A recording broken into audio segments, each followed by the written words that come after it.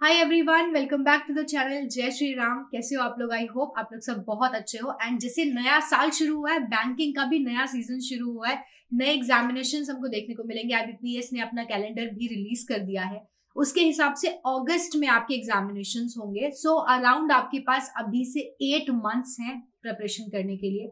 सो इस जर्नी में हमसे बहुत सारे नए लोग भी जुड़ेंगे जो इस बार बैंकिंग की तैयारी करना चाहते हैं, जो चाहते हैं कि हाँ वो भी बैंकिंग एग्जामिनेशंस को टारगेट करें। सो उन सब से भी मैं बात करूंगी। बिल्कुल बिगिनिंग से हम शुरुआत करेंगे हर चीज की। अगर आप बिल्कुल नए हो इस फील्ड में तो आपको इस वीडियो में हर चीज जानने को मिलेगी, स्ट्रैटेजी से लेके एग्जाम पैटर्न से लेके क्या चीजें आपको पढ़नी है, क्यों तैयारी शुरू करनी है, जो सबसे मेजर क्वेश्चन, सबसे इंपॉर्टेंट क्वेश्चन होता है, उन सब चीजों की जानकारी आपको मिलेगी। तो अगर आप चैनल पर न्यू हो तो hi again, welcome to this channel and let me introduce myself. I am Karishma, working as IBPS PO and मैंने बहुत एग्जामिनेशंस बैंकिंग के क्वालिफाई किए। I am here to help you in this journey and I'll try to make it a little more fun, a little easier, and I'll be here as a guide, as a mentor always to guide you all.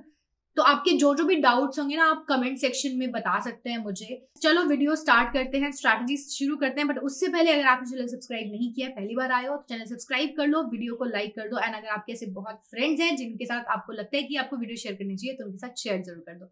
चलो अब video शुरू करते हैं। तो सबसे पहले आपको जो भी बैंकिंग एग्जामिनेशन या कोई भी एग्जामिनेशन अगर आपको टारगेट करना होता है, सबसे पहले आपको पता होना चाहिए कि why you want to do that. तो आपके पास अगर उस वाई का आंसर अभी तक नहीं है तो सबसे पहले एग्जामिनेशन की तैयारी शुरू करने से पहले, कोई भी सिलेबस देखने से पहले आप उस वाई का आंसर ढूंढो। क्योंकि तभी आप ना, कंपटीशन इतना ज्यादा है, अब मैं आपको बता रही हूँ, आप उस जब तक आपके पास वो वाई, क्यों का रीजन नहीं है ना, तब तक आप बहुत लंबे टाइम तक यहाँ पर नहीं रुक पाओगे। वो मोटिवेशन जो है आपका, जो एक इंटरनल मोटिवेशन होता है, जब तक वो आपके पास नहीं होगा आप ये एग्जामिनेशन क्वालिफाई नहीं कर पाओगे। तो बहुत से लोग ऐसा होते हैं कि वो शुरू कर देते हैं, उनके पास उस वाई का आंसर नहीं होता और 5 से 6 से 7 8 महीने निकल जाते हैं और उसके बाद उनको उस क्यों का आंसर मिलता है और तब उनकी एक्चुअल जर्नी शुरू होती है। तो सबसे पहले तो क्यों का आंसर ढूंढो। अब आप इस एग्जामिनेशन की तरफ आ रहे हो, बैंक PO या बैंक क्लर्क, तो आपको पता होना चाहिए कि who is a bank PO, what is the job role. ये क्लैरिटी आपको होनी चाहिए। ऐसा नहीं होना चाहिए कि आपको एग्जामिनेशन की नॉलेज नहीं थी, बस आपका कोई दोस्त प्रिपरेशन कर रहा था या आप जानते हैं किसी को वो प्रिपेयर कर रहा था तो आपने भी वो शुरू कर दिया। पहले आपको क्यों जानना है, क्या उसका प्रोफाइल है, ये आपको पता होना चाहिए। फिर जो सबसे ज्यादा इंपॉर्टेंट चीज और सबसे ज्यादा जो मोटिवेशन देती है, जो हर किसी एस्पिरेंट को देती है, वो होती है सैलरी। कि जो आप चीज के लिए तैयारी कर रहे हो वहां से आपको सैलरी कितनी मिलेगी, ये चीज आप देखो। मेरे ही चैनल पर आपको और हर चैनल पर सैलरी की बहुत सारी वीडियोस मिल जाएंगी, तो आप एक बार वो वीडियोस देखो सैलरी की। एक तो ना जो चीज मैं आपको बोल रही हूँ ना, एक पेन पेपर लेके बैठो एंड हर चीज आपकी वो नोट होनी चाहिए कि आप, मैम ने क्या बोला, हाँ वाई ढूंढना है ना मुझे, कि मुझे क्यों ढूंढना है, उसके बाद क्या सैलरी क्या है, मोटिवेशन क्या रहेगी, क्या मुझे किस तरह से तैयारी शुरू करनी है। हर एक चीज जो मैं आपको चीजें पॉइंट में बोल रही हूँ ना, वो सब चीजें लिखते जाओ। फ्री सोर्सेज मैंने आगे बताए हैं। एंड नाउ अब बारी आती है मॉक टेस्ट की। तो आपको मॉक टेस्ट कब देना है एंड कैसे शुरुआत करनी है मॉक टेस्ट की, देखो। सबसे पहला मॉक टेस्ट तो आपको देना है उस दिन जब आपने सोचा है कि आप एग्जामिनेशन देना चाहते हो, आप बैंकिंग एग्जामिनेशन की तरफ आ रहे हो, तो आपको पहले ही दिन एक मॉक टेस्ट देना है। एंड जो मॉक टेस्ट की मैंने बात की है ना आपके साथ, वो मॉक टेस्ट का लिंक मैं आपको डिस्क्रिप्शन में प्रोवाइड कर रही हूँ, प्रैक्टिस मॉक के। आज फर्स्ट डे ही आपको वो मॉक टेस्ट देना है एंड अपना स्कोर जो है आपको वो नोट डाउन करना है एंड याद रखना है। एंड एक चीज मैं आप लोगों को और बता देती हूँ, बहुत सारे ऐसे एस्पिरेंट्स होते हैं जो कि बैंकिंग के अंदर एंटर कर जाते हैं और उसके बाद वो रिग्रेट करते हैं कि अरे यार पहले से हमने कंपेयर नहीं किया, अगर हमने पहले से कंपेयर किया होता ना तो हम इस वाले एग्जामिनेशन को टारगेट करते या फिर हम इधर जाते, हम इस तरफ आ गए। तो ये गलती मैं नहीं चाहती कि आप बाद में ऐसा सोचो कि हमें किसी ने बताया नहीं कि एक बार कंपेयर कर लो। तो पहले आपके पास जितने भी इस तरह के एग्जामिनेशन है, रेलवे का हुआ, आपका SSC का हुआ, ठीक है, और बाकी जितने भी एग्जामिनेशन है, एक बार उनसे कंपेयर कर लो कि आपको एक्चुअल में जाना कहाँ है। ऐसे बहुत सारे कंपैरिजन वीडियोस है, मेरे चैनल पर भी आपको मिल जाएंगे और चैनल्स पर मिल जाएंगे। तो एक बार वो कंपैरिजन जरूर ड्रॉ कर लेना, क्योंकि जिस भी एग्जामिनेशन फिर आप जाने वाले हो, आप जितना 1 साल 2 साल इस एग्जामिनेशन में लगाओगे अगर, तो आपको बाद में 2 साल बाद रिग्रेट नहीं होना चाहिए कि यार मैंने क्यों इस एग्जामिनेशन में टाइम दिया, मुझे वहां देना चाहिए था टाइम, ठीक है। और अगर फिर आपका आंसर आता है ना कि आप सेटिस्फाइड हो, ये करना चाहते हो, तो फिर उसके बाद फुल मोटिवेशन के साथ आप आ जाओ, इस फील्ड में उतर जाओ कि ठीक है अब मुझे ये तैयारी शुरू करनी है आज। और सबसे पहला काम जो आपका होना चाहिए वो होना चाहिए कि आपको सबसे पहले तो सिलेबस का लेना है प्रिंट आउट। एक प्रिंट लीजिए, इंग्लिश का, रीजनिंग का, क्वांट का एक प्रिंट आउट ले लीजिए और उसको लगाइए। उसके बाद आपको देखना है एग्जामिनेशन पैटर्न। जो भी आप एग्जाम देने वाले हो उसका आपको पता होना चाहिए कि एग्जैक्टली कैसा रहता है। जैसे कि अगर मैं पीओ की बात करूं और मैं क्लरिकल की बात करूं, पीओ में आपके 3 फेजेस होते हैं, लेकिन क्लरिकल में आपके सिर्फ 2 ही फेजेस होते हैं। एक प्रीलिम्स है, एक आपका मेंस है और एक आपका इंटरव्यू है पीओ में। और क्लरिकल में सिर्फ आपका प्रीलिम्स है एंड मेंस है एंड आपको फाइनल सिलेक्शन मिल जाता है। एक बहुत ब्यूटीफुल चीज जो बैंकिंग एग्जामिनेशंस के बारे में है कि इसका जो सिलेक्शन प्रोसेस है वो बहुत फास्ट है और शायद इसी वजह से ज्यादातर स्टूडेंट्स जो हैं वो अट्रैक्ट होते हैं बैंकिंग की तरफ। जैसे कि आपके जो प्रीलिम्स एग्जामिनेशन है 2024 के, वो अगस्त में स्टार्ट हो जाएंगे। तो आप देखोगे कि 1 जनवरी को आपका फाइनल रिजल्ट आता है आरआरबी, पीओ एंड क्लरिकल का, एंड 1 अप्रैल को आपका बाकी एग्जामिनेशंस का, एंड मार्च के अराउंड में आपका एसबीआई का रिजल्ट आ जाता है। सो एग्जैक्टली 6 to 7 मंथ्स होते हैं आपके एग्जामिनेशन जिस दिन शुरू हुआ और उसके बाद आपको फाइनल रिजल्ट मिलने तक 4 से 5 से 6 महीने में आपको अपनी पूरी ज्वाइनिंग मिल जाती है। सो बैंकिंग एग्जामिनेशन से better and fast recruitment process और अभी किसी एग्जामिनेशन का नहीं है। एंड यही एक चीज है जो इस एग्जामिनेशन को बहुत ज्यादा अट्रैक्टिव बनाती है। अगर आप आज ये वीडियो देख रहे हो ना और आप सोच रहे हो कि मुझे तैयारी शुरू करनी है लेकिन मैं कब से शुरू करूं, so today is the best day to start. कोई भी टाइम जल्दी नहीं होता है और लेट नहीं होता है, लेकिन हाँ, आज के बाद अगर आपने आज ये वीडियो देख ली है और उसके बाद आप डिले करते हो तो उसके बाद आप हर दिन पीछे होते जा रहे हो। तो अगर आपने आज ये वीडियो देखी है तो आज ही से शुरू कर दो अपनी प्रिपरेशन शुरू करना, क्योंकि कॉम्पिटिशन एक्चुअल में बहुत ज्यादा है। एंड जिस दिन से आप शुरुआत करोगे ना उसी दिन आपको डिसाइड करना है कि आपको ये एग्जामिनेशन एक्चुअल में कब तक क्लियर करना है। एक अपना टारगेट, एक अपना सेट करके रखो कि 1 जनवरी को जब ये रिजल्ट आएगा तो क्या आपका नाम उस रिजल्ट में होना चाहिए। 1 अप्रैल को जब रिजल्ट आएगा 2025 में तो क्या आपका नाम उस रिजल्ट में होना चाहिए कि नहीं, ये आप आज ही से खुद को टारगेट करके दो। देखो, 2 तरह के लोग होते हैं। एक, इन एग्जामिनेशंस को जितना ड्यूरेशन अभी बचा हुआ है उनके पास 8 महीने उसमें तैयारी करके 1 जनवरी को उनका रिजल्ट हाथ में होगा और उनको पता है कि हाँ उस रिजल्ट में उनका नाम जरूर होगा। दूसरी तरह के लोग होते हैं जो सोचते हैं कि पहले तो हम 1 साल प्रिपरेशन करेंगे, फिर दूसरे साल में हम देखेंगे कि हमें कौन कौन से एग्जामिनेशन टारगेट करना है, फिर तीसरे साल में हम एग्जामिनेशन निकालेंगे। तो आप किस कैटेगरी में आना चाहते हो? क्या एक्चुअल में आपको लगता है कि इतना टाइम आपके पास है कि 2 से 3 साल आप इस एग्जामिनेशन को दे सकते हो? क्या इतना वर्थ होगा इस एग्जामिनेशन को देना?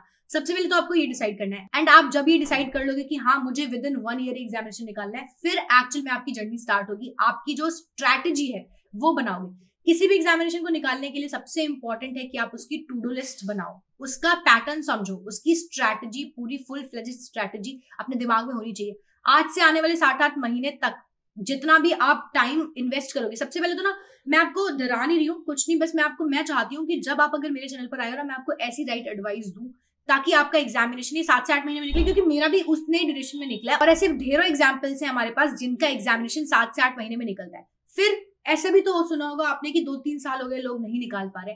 या तो देखो 2 चीजें होती हैं, एक उनका लक उनके साथ नहीं है, लेकिन दूसरा उनकी स्ट्रैटेजी सही नहीं है। आप देख लो कि पहले आप अपनी स्ट्रैटेजी पे काम कर सकते हो, लक पे आपका कोई मतलब आपकी जोर नहीं चलती है, लेकिन स्ट्रैटेजी है जिसपे आप वर्क कर सकते हो। और अगर आपने राइट स्ट्रैटेजी रखी, देखो 2 तरह की चीज होती है, एक होता है स्मार्ट वर्क, एक होता है हार्ड वर्क। मैं नहीं कहूंगी कि हार्ड वर्क बेकार है, हार्ड वर्क आपको पे ऑफ जरूर करता है कभी ना कभी, लेकिन अगर उस हार्ड वर्क को आप स्मार्ट वर्क के साथ मिला दो तो फिर जो कॉम्बिनेशन बनेगा ना वो आपका एग्जामिनेशन विद इन 1 ईयर लेकर चला जाएगा आपको उस एग्जामिनेशन के बहुत बहुत ज्यादा क्लोज। एंड वो स्मार्ट वर्क आपको कैसे करना है वो आपको इस वीडियो में पता चलेगा। जब आप शुरुआत कर रहे हो अपनी जर्नी की तो आपने स्ट्रैटेजी बनानी है। वो स्ट्रैटेजी आप कैसे बनाओगे? जैसे आपने ये वीडियो देखी, 1-2 वीडियोस आप और देखिए, 2-3 मैं तो आपको कहूंगी कि 2-3 टॉपर्स की वीडियो जरूर देखो, जो जिन लोगों ने एक्चुअली, मैं जो आपको बता रही हूँ, ठीक है, जो कोई और टीचर आपको बता रहा है, उसके बाद आप देखो कि एक्चुअली जो स्टूडेंट्स हैं जो भी रिसेंटली एग्जामिनेशन क्वालिफाई कर रहे हैं वो क्या स्ट्रैटेजी फॉलो कर रहे हैं, ठीक है, उसमें सिंक करने की कोशिश करो। फिर आप अपनी तरफ से देखो कि हाँ मुझे क्या आता है। जैसे फॉर एग्जाम्पल खुद को आप बहुत बेहतर जानते हो, आपको पता है कि इसमें इंग्लिश आएगा, रीजनिंग आएगा एंड क्वांट आएगा। And to be very honest, ये सारे ऐसे टॉपिक्स होंगे जो आपने ऑलरेडी पढ़े हुए हैं। कुछ भी ऐसी चीज यहाँ पर नहीं है, रॉकेट साइंस नहीं है कि जो आपने कभी स्कूल में पढ़ी नहीं होगी। हर चीज ऐसी जो आपने स्कूल में पढ़ी है। बस फिर डिफरेंस क्या है? फिर इस एग्जामिनेशन को इतना डिफिकल्ट क्यों बना रही है? क्या चीज बना रही है? टाइमर बना रहा है। 60 मिनट्स बना रहे हैं। आपका प्रीलिम्स में 100 क्वेश्चंस आते हैं, 30 इंग्लिश में, 35 रीजनिंग में, 35 क्वांट में। 100 क्वेश्चंस हैं, 60 मिनट्स में करने हैं आपको। इसका मतलब आपको एक क्वेश्चन करने के लिए 1.66 मिनट्स आपको मिलते हैं। लेकिन क्या हर क्वेश्चन में आपको 1.66 मिनट देने की जरूरत होगी? बहुत सारे ऐसे क्वेश्चंस होंगे जहां आपको 3 मिनट 4 मिनट भी देनी पड़ सकती है, और बहुत सारे ऐसे क्वेश्चंस भी होंगे जहां पर आपको सिर्फ 30 सेकंड्स में क्वेश्चन बन जाएगा। तो वही चीज तो आपको सीखनी है। अगर मैं आपको आज एक एग्जामिनेशन दे दूं और मैं आपको बोलूं कि आपके पास ना अनलिमिटेड टाइम है, इस एग्जाम को सॉल्व कर दो, तो हर स्टूडेंट वो सॉल्व कर देगा। लेकिन चीज कहाँ अटकती है? चीज अटकती है टाइमर के ऊपर। जब आपके ऊपर वो टिक टिक टिक की चीज बचती रहती है ना आपके पास है कि सिर्फ 60 मिनट से आपको और आपको पूरे 100 क्वेश्चन अटेम्प्ट करने हैं, तब एक्चुअली में प्रॉब्लम आती है। सो अब हमें क्या करना है, हमें सबसे पहले तो अपना सिलेबस कंप्लीट करना होगा। आपके पास रीजनिंग, इंग्लिश एंड क्वांट है प्रीलिम्स के लिए, जो कि आपको शुरुआत वहीं से करनी है। आपका जो डे 1 जाएगा ना, वो आपका शुरुआत यहीं से होनी चाहिए कि सबसे पहले तो ना मुझे सिलेबस कंप्लीट करना है। अब सिलेबस में आपको इंग्लिश, रीजनिंग एंड क्वांट मिला के मैं आपको बता रही हूँ कि आपका 1.5 महीना लग जाएगा पूरा सिलेबस कंप्लीट करने में। रीजनिंग ऐसा सिलेबस है आपका कि आप 10 से 15 दिन में रीजनिंग का सिलेबस कंप्लीट कर सकते हो। एंड उसके बाद आप अपना इंग्लिश का सिलेबस तो आपका ऐसा है कि आपने एक बार बस ग्रामर कर ली, उसके बाद तो आपको सिर्फ प्रैक्टिस ही करनी है। एंड क्वांट में लगेगा आपको टाइम। क्वांट में आप मान के चल रहे हो कि आपको 1 महीना लग जाएगा उसका पूरा सिलेबस कंप्लीट करने के लिए। नाउ मैंने भी बहुत बार ये चीज बोली है एंड मैं आज भी ये बोलूंगी कि बैंकिंग एग्जामिनेशंस में पढ़ने से ज्यादा जरूरी है कि आपको स्किप क्या करना है। लेकिन इनिशियली ना जब मैं सिलेबस कंप्लीट कर रही हूँ तब मैं आपको ये नहीं बोलूंगी कि अब ना आप स्किप करने के बारे में सोचो, क्योंकि एग्जामिनेशन ना ओवर द टाइम इवॉल्व कर रहा है। जब मैं देखती हूँ कि मैं 2020 में, 21 में, 22 में एग्जामिनेशन दे रही थी, उस टाइम एग्जामिनेशन का जो मेरा तरीका था ना देने का वो डिफरेंट था। लेकिन 2021 में बदला, 2022 में और बदला, ठीक है, 2023 में लोगों का तरीका और बदला है, क्योंकि एग्जामिनेशन में वेरिएशंस आते जा रहे हैं। आपके पहले अरिथमेटिक पे बहुत ज्यादा फोकस होता था, अब अरिथमेटिक से हटा के थोड़ा लॉजिकल पे फोकस ज्यादा कर दिया है, ठीक है। तो वो सब चीजें आपको समझनी पड़ेंगी। इसीलिए जब आप सिलेबस कंप्लीट कर रहे हो तो मेरा सजेशन तो आपको ये होगा कि आप पूरा का पूरा सिलेबस कंप्लीट करो। ये मत सोचो कि हमें अभी कुछ स्किप करना है। जब वो प्रॉपर स्ट्रैटेजी, वो राइट टाइम आएगा ना स्किप करने का, जब आपको ज्यादा प्रैक्टिस कहाँ करनी है अपनी, जो आपको ज्यादा टाइम एंड अपनी एनर्जी इन्वेस्ट करनी है वो कहाँ करनी है, वो तब दिमाग में आता है कि हाँ हमें स्किप ये करना है एंड हमें स्टार्ट इस चीज से करना है। लेकिन अभी फिलहाल के लिए आपके दिमाग में स्किप करने जैसा कोई ऑप्शन नहीं होना चाहिए, क्योंकि हर चीज जो भी सिलेबस में दिया हुआ है वो हर चीज जरूरी है। एंड ऑनेस्टली मैं आपको एक चीज बताती हूँ, जब आप कर रहे होगे ना अपना सिलेबस कवर, तो जो आप पहले पढ़ते जाओगे ना आप वो भूलते जाओगे। लेकिन अभी ये मत सोचना कि मुझे ये चीज याद रखनी है, मुझे फिर से रिवाइज करना है। अभी आपका फोकस होना चाहिए कि आपको पूरा सिलेबस कंप्लीट करना है। आप जब सिलेबस कंप्लीट कर रहे हो ना, make sure you are making the notes, क्योंकि जब रिविजन की बारी आएगी ना, जब आपको पता होगा कि आप चीजें भूल चुके हो, जो आपने फर्स्ट डे पे अपने एवरेजेस पढ़ा था ना, रेशियो प्रोपोर्शन पढ़ा था, जब आप 30th डे पर जाओगे और आप कोई और मान लो कि प्रोबेबिलिटी का चैप्टर पढ़ रहे हो, उस टाइम पे आपको नहीं पता होगा कि आपने रेशियो प्रोपोर्शन में क्या पढ़ा था। तो आपकी जो नोट्स है ना वो आपको हेल्प करेंगे उस सिचुएशन में। तो नोट्स, प्रॉपर नोट्स मेंटेन करना। एक टॉपर की और एक नॉर्मल एवरेज स्टूडेंट की ना स्ट्रैटेजी में यही फर्क होता है। वो वीडियो देखता है और वो बस क्वेश्चन सॉल्व करता है और वो चला जाता है वहां से। लेकिन जो टॉपर्स होते हैं ना वो नोट्स बनाते हैं प्रॉपर। उनको पता होता है कि हमारी स्ट्रेंथ्स क्या है, हमारी वीकनेसेस क्या है। जब आप ये आइडेंटिफाई करना शुरू कर दोगे ना, आपकी हाफ प्रॉब्लम तो वहीं से सॉल्व हो जाएगी।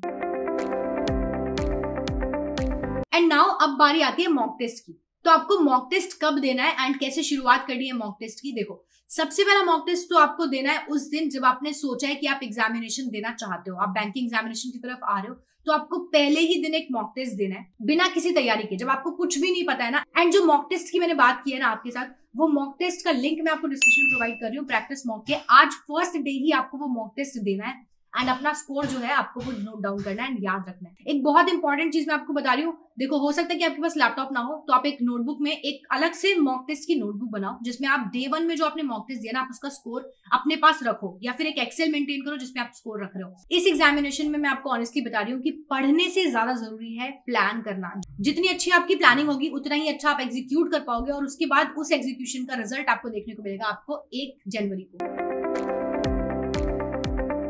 आपका सिलेबस कंप्लीट हो चुका है, आपकी स्ट्रैटेजी बन चुकी है। अब आपको एक्चुअल में आज से शुरू होती है आपकी एक्चुअल तैयारी। ये था आपका होमवर्क जो आपको करना था, ये 2 महीने करीब मान लो आपका होमवर्क था। अब आपकी रिगरस प्रैक्टिस शुरू होगी, एंड जब आपकी ये प्रैक्टिस शुरू होगी ना, तब आपको आवर्स नहीं काउंट करने। अगर आप एक ऐसे एस्पिरेंट हो जो फुल टाइम एस्पिरेंट है, जो कहीं जॉब नहीं कर रहे हैं, उन्होंने पढ़ रहे हैं हर टाइम, तो ऐसे स्टूडेंट्स को आपको ना आवर्स नहीं काउंट करने कि मैं कितने घंटे पढ़ूंगा। जितना ज्यादा टाइम मैक्सिमम से मैक्सिमम निकाल सकते हो, 10 से 12 घंटे या उससे भी ज्यादा, आप जितना भी टाइम निकाल सकते हो वो आपको मैक्सिमम अपने एग्जामिनेशन को देना है।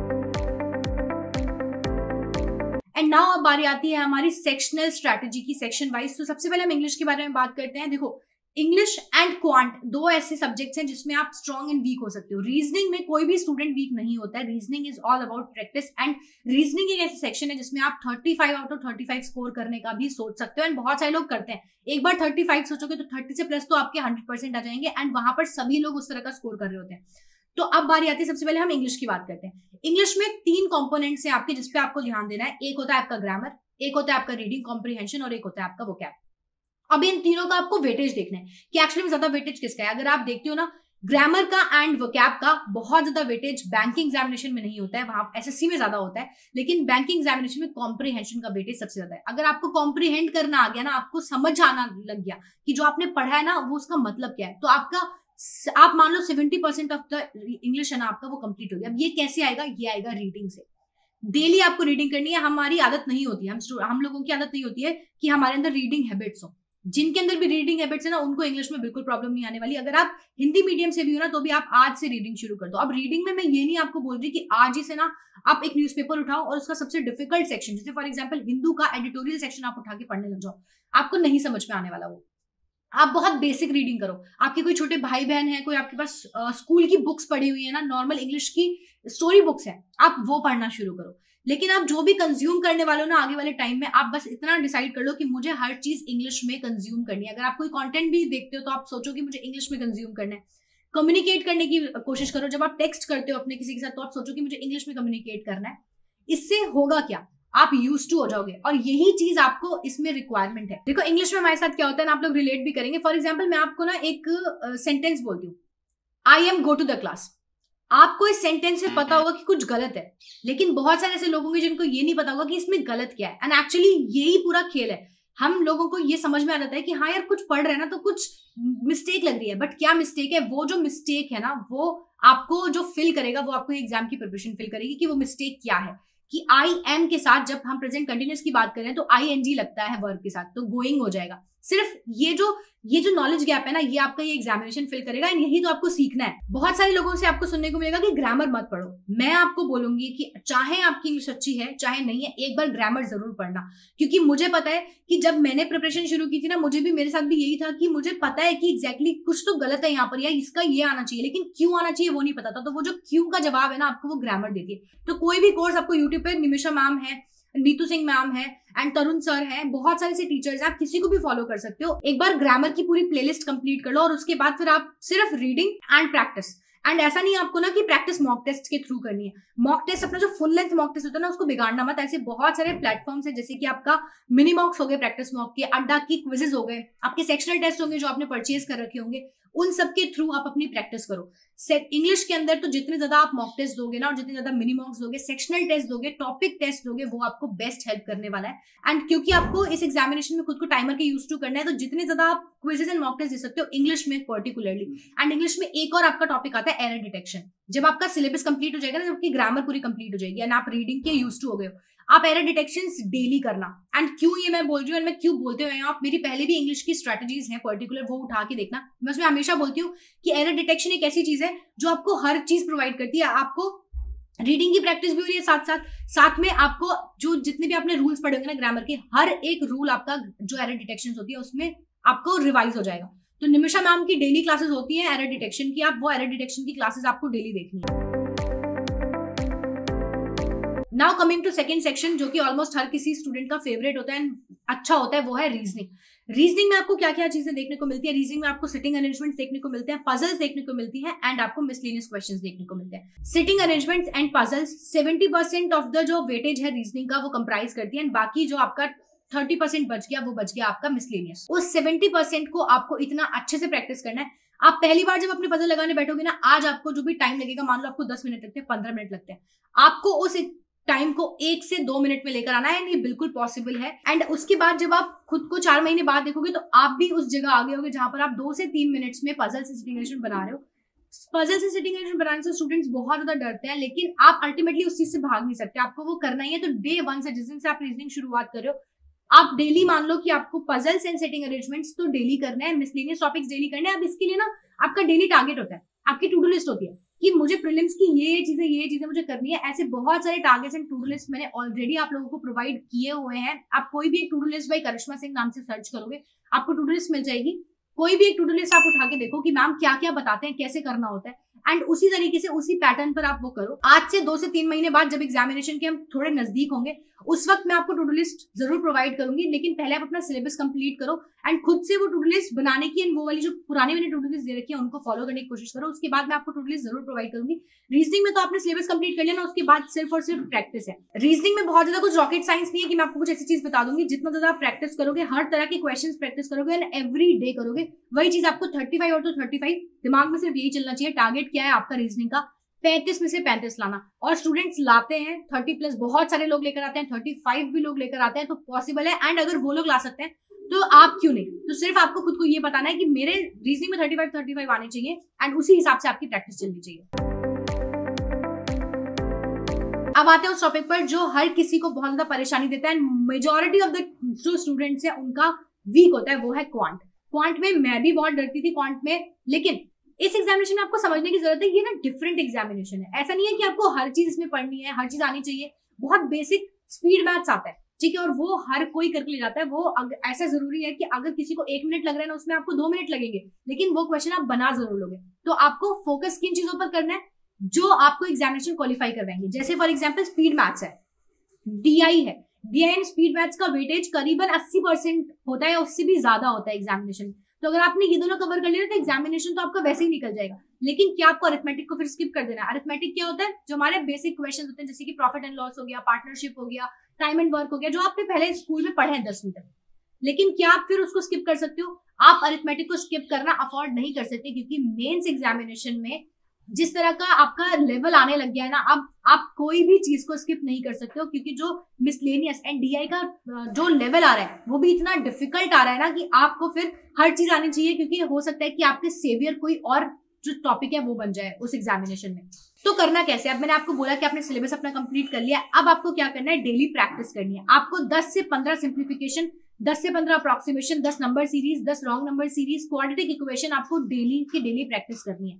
आप बना लो कि आपको 10 अरिथमेटिक के क्वेश्चंस। अब आपने अरिथमेटिक का एक टॉपिक उठाया, मान लो टाइम एंड वर्क, आप वो पढ़ चुके हो, अपने नोट्स उठाओ, उस नोट से रिवाइज करो वो जो टॉपिक था एंड उसके क्वेश्चंस बनाओ। पहले सिंपल क्वेश्चंस बनाओ, 10 से 15 क्वेश्चन बिल्कुल बेसिक वाले बनाओ, फिर थोड़े मॉडरेट पर जाओ। इस तरह से करके 100 से 150 क्वेश्चन सिर्फ आपको टाइम एंड वर्क के बनाने हैं। उसके बाद टाइम, स्पीड एंड डिस्टेंस के बनाने हैं। एंड एक चीज और, आपको ना इनमें इंटर रिलेशन ढूंढना है। जैसे कि सबसे पहला जो आप शुरुआत करो ना अरिथमेटिक के टॉपिक्स की रिवाइज करने से और प्रैक्टिस करने से, सबसे पहले आपका होना चाहिए रेशो, परसेंटेज एंड एवरेजेस। ये 3 टॉपिक्स अगर आपको ये आ गए ना, तो आपको सोचो कि आधे से ज्यादा अरिथमेटिक आ जाएगा एंड पूरा जो क्वांट का बेसिक है आपको वो आ जाएगा। यही सारे टॉपिक्स से आपको DI आती है। DI अगर आपको एवरेजेस आ गया, रेशो आ गया, प्रोपोर्शन आ गया, ठीक है, परसेंटेज आ गया, तो आपका पूरा DI ऑलमोस्ट क्लियर हो जाएगा। उसके बाद आपको देखना है कि जैसे आप टाइम एंड वर्क पढ़ते हो, तो क्या टाइम एंड वर्क से रिलेटेड और कोई एग्जामिनेशन का टॉपिक है जो आपको मिल रहा है? तो आपको मिलेगा कि पाइप एंड सिस्टम बिल्कुल सिमिलर है। जब आप टाइम, स्पीड एंड डिस्टेंस पढ़ते हो तो उसके सिमिलर आपको बोट एंड स्ट्रीम मिलेगा। अगर आपने ये पढ़ लिया तो आपका बोट एंड स्ट्रीम कंप्लीट हो जाएगा। अगर आपने प्रॉफिट एंड लॉस पढ़ा तो पार्टनरशिप एंड जो डिस्काउंट वगैरह होता है वो आपको वैसे ही समझ में आना शुरू हो जाएगा। तो आपको ना रिलेशन ढूंढना है कि अगर आप एक चीज पढ़ रहे हो तो 2-3 चीजें उसमें कवर होनी चाहिए। एंड इस तरह के 5 या 6 टॉपिक्स हैं जिसकी वीडियो मैंने ऑलरेडी बनाई हुई है, मैं लिंक आपको डिस्क्रिप्शन में दे दूंगी, वो वीडियो आप देख लेना। उससे आपको पता चल जाएगा कि अगर आपने ये 4-5 टॉपिक्स किए तो आपके 10 से 12 टॉपिक्स कवर हो जाएंगे। एंड बहुत ज्यादा सिलेबस नहीं है, बहुत कम सिलेबस है, सिर्फ मैक्सिमम प्रैक्टिस।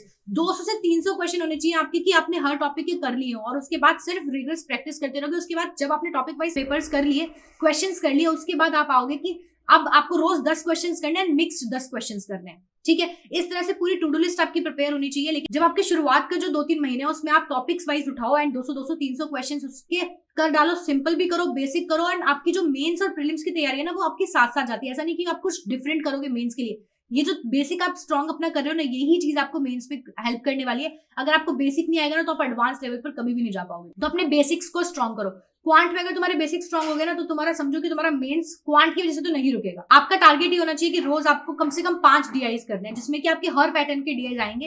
एंड बहुत सारे यूट्यूब चैनल्स हैं, देखो लर्निंग कैप्सूल्स है, आशीष अरोड़ा सर का यूट्यूब चैनल है, कौशिक मोहंती सर का चैनल है, आप नाम लिख लो। एक लर्निंग कैप्सूल है, एक स्टडीफाइड है, करियर डिफाइनर है। ये 2-3 आपके ऐसे यूट्यूब चैनल से जिसके ऊपर आपको और कहीं जाने की जरूरत नहीं पड़ेगी। ये सिंपल बस ये चैनल से आपका सारा काम निकल जाएगा। रीजनिंग के लिए वहीं आपको बैंकिंग क्रॉनिकल्स, उसके बाद आपको स्मृति मैम का चैनल मिल जाएगा, उसके बाद आपको रीजनिंग में वर्चुअस मिल जाएगा। ये कुछ चैनल्स हैं, अगर आप इनको फॉलो करोगे ना तो आपको किसी भी कोचिंग की या और किसी चीज की जरूरत नहीं पड़ेगी, किसी की क्लासेस की जरूरत नहीं पड़ेगी। फ्री ऑफ कॉस्ट आपको पूरा का पूरा मटेरियल यहाँ प्रोवाइड हो जाएगा। लास्ट हम आते हैं अपने करंट अफेयर्स पर। अब करंट अफेयर्स लोगों को ऐसा लगता है कि यार अभी से करना शुरू करना जरूरी है क्या करंट अफेयर्स? देखो, जिस दिन से तैयारी करना शुरू करो ना, करंट अफेयर्स मान लो अपना रूटीन बना लो, ऐसे पिल की तरह बना लो उसको, कि वो तो ना जैसे बोलते हैं ना, an apple a day keeps the doctor away. तो अगर आपने रोज ये बना लिया ना कि हाँ मुझे रोज की रोज करंट अफेयर्स करनी है, तो आपका जो मेंस एग्जामिनेशन है, आप समझ लो कि आधी चीज तो आपकी वहीं खत्म हो चुकी है। जो एज आपको मिल जाएगा ना बाकी स्टूडेंट से, वो आपको बहुत ऊपर लेकर चला जाएगा। करंट अफेयर्स डे 1 से शुरू कर दो। अब पढ़ना कैसे है करंट अफेयर्स में? बहुत बोरिंग लगेगा, आई नो। न्यूज़पेपर डे 1 से पढ़ने का मन नहीं करेगा। कोशिश करो कि अपना जो आपको इंटरेस्टिंग लगता है ना, जो सेक्शन न्यूज़पेपर का, वो लेना। सबसे पहले तो न्यूज़पेपर लगवा लो, चाहे वो वेस्ट जाए, 10 दिन जाएगा, 15 दिन जाएगा। जब आपको ये समझ आएगा ना कि रद्दी बढ़ रही है सिर्फ घर में, तब आप कहीं ना कहीं ऐसा होगा कि आप एक बार न्यूज़पेपर उठा के पढ़ना जरूर शुरू करोगे। एक बार न्यूज़पेपर अपना लगवा जरूर लो। जब आपको सामने दिखता रहेगा कि हाँ पढ़ा हुआ है, पढ़ना है, तो चाहे आप 10 या 15 लाइन पढ़ो, लेकिन न्यूज़पेपर की पढ़ना जरूर। न्यूज़पेपर पढ़ना शुरू कर दो, थोड़ा थोड़ा न्यूज़पेपर पढ़ो। एंड दूसरी चीज, अभी आपको करंट अफेयर्स ऐसे पढ़ने का मन नहीं करेगा, तो या तो ये करो कि बुलेट 10 पॉइंट्स आते हैं, अड्डा के ऊपर आते हैं, किसी भी चैनल के ऊपर आ रहे हैं, किसी प्लेटफॉर्म पे आ रहे हैं जो आप फॉलो कर रहे हो, वो देख लो। अदरवाइज एक टीचर पकड़ लो आप, ठीक है? मैं सारे टीचर्स के आपके नाम बता देती हूँ। अभिजीत सर हैं, ठीक है, एक आशीष सर हैं, कपिल काटपाल सर हैं, गौरव गर्ग सर हैं। इनमें से कोई भी एक टीचर को पकड़ लो और उसका डेली का जो आपका वीडियोस है वो देखने शुरू कर दो। अगर वो लोग डेली देते हैं करंट अफेयर्स, यूट्यूब पर तो आपको फ्री में मिल जाते हैं। जो मैं सिर्फ एक गौरव गर्ग सर है जिनका फ्री में नहीं मिलेगा, बाकी सबके वीडियोस आपको फ्री में मिलते हैं। डेली के डेली वो वीडियोस देखने शुरू करो, सिर्फ अभी वो वीडियोस देख लो और कुछ नहीं। और 1 या 2 हफ्ते में कोशिश करो कि वीकली जो कोई पीडीएफ आ रही है ना, वो वीकली पीडीएफ पढ़ लो और उनके वीडियोस एक बार रिवाइज कर लो। बस, बहुत ज्यादा टाइम आपको अभी करंट अफेयर्स में नहीं देना। आधा पौना घंटा आप देते हो डेली का करंट अफेयर्स को, अभी उतना इनफ है। धीरे धीरे जब आपकी आदत बन जाएगी, तब आप कैसे 1 घंटा देने लग जाओगे, कैसे न्यूज़पेपर पढ़ने लग जाओगे। और वो चीज जो आपको एज देगी ना बाकी लोगों से, ये आप तब समझोगे जब आप डिस्क्रिप्टिव लिखने जाओगे। डिस्क्रिप्टिव सेक्शन जो आता है वो सिर्फ पीओ एग्जामिनेशन के लिए आता है, एंड वो बहुत सिंपल होता है, बहुत ईजी होता है। उसके लिए आपको अभी से टेंशन लेने की जरूरत नहीं है। वो हम तब बात कर लेंगे जब आपका प्रीलिम्स हो जाएगा, और उसके बाद जब आप मेंस देने जाने वाले होंगे, उस ड्यूरेशन में हम आपसे बात कर लेंगे कि आपको डिस्क्रिप्टिव के लिए कैसे तैयारी करनी है। उससे पहले आपको डिस्क्रिप्टिव के बारे में सोचने की जरूरत नहीं है।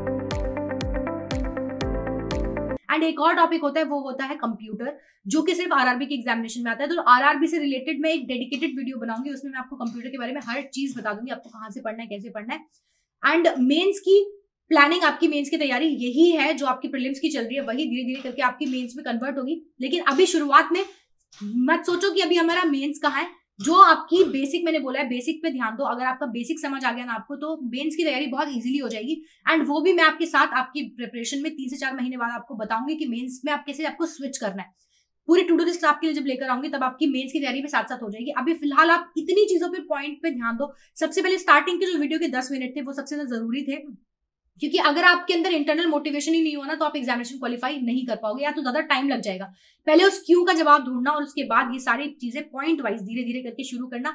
मॉक टेस्ट जब आपके 3 से 4 महीने निकल जाएंगे, उसके बाद आप मॉक टेस्ट फिर आप 2 से 3 दे सकते हो। लेकिन अभी फिलहाल सिर्फ आपको 1 मॉक टेस्ट देना है वीक के अंदर, और वो आपको अपनी जो मिस्टेक नोटबुक है वहां पर नोट करना है, और आपकी वीकनेस और स्ट्रेंथ वहां क्या है, उससे आपको पता चलेगा कि आपकी जो आगे वाली तैयारी है ना, जो आपकी टू डू लिस्ट है, वो आपको वहां से क्लियर होगी कि अब नेक्स्ट डे मुझे किस चीज पे काम करना है, मेरी क्या चीज वीक थी। तो अपनी वीकनेसेस को पहचानो, अपनी स्ट्रेंथ्स को पहचानो, अपनी वीकनेसेस पे काम करो, उनको स्ट्रॉन्ग बनाओ अपना, और अपनी जो स्ट्रॉन्ग पार्ट है उसको और ज्यादा स्ट्रॉन्गेस्ट बनाओ। ठीक है, आई होप कि आपको सारी चीजें क्लियर हो गई होंगी। सारे डाउट्स मैंने क्लियर कर दिए हैं ऑलमोस्ट। अगर फिर भी आपके कोई डाउट्स रह गए हैं, अगर आपको कुछ पूछना है, तो comment section is open for you, आप वहां पूछ सकते हैं। कोई सजेशंस देने हैं तो वो दे सकते हैं। And I will see you all very very soon. अगर आपने चैनल सब्सक्राइब नहीं किया तो सब्सक्राइब जरूर कर लेना, बेल नोटिफिकेशन ऑन रखना, ताकि आपको अपडेट मिलता रहे। वीडियो लाइक करके रख लो, एंड जो जो चीजें मैंने आपको बोली है ना, एक पेन पेपर लेके उस सब चीजों को नोट कर लेना वापस वीडियो देखकर, एंड उसके बाद अपनी तैयारी शुरू करो। And I wish you all the very best. ये जर्नी आपकी बहुत अच्छी रहेगी, एंड साथ रहेंगे हम इस जर्नी में। So all the best.